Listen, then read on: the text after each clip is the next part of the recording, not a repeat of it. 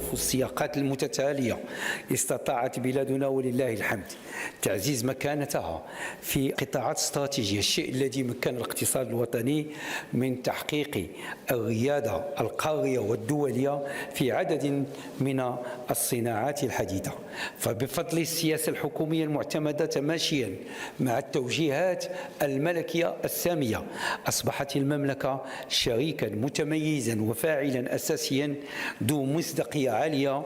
إلى جانب توفرها على أرضية اقتصادية ملائمة لمختلف الاستثمارات مدعومة بمجموعة من الإصلاحات المؤسساتية التي باشرناها منذ تنصيب هذه الحكومة.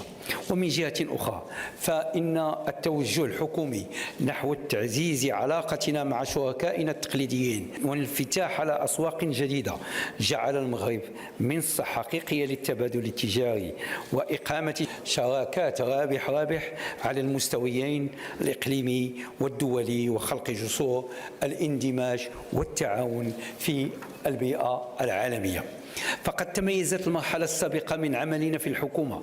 بإرساء جملة من الإصلاحات والاستراتيجيات الوطنية ساهمت بشكل كبير في تسهيل عملية الاستثمارات الأجنبية وتحرير المبادلة التجارية وتقوية المكانة المملكة باعتبارها منصة إقليمية للتصنيع والتصدير لعدد كبير من الشركات الوطنية والعالمية.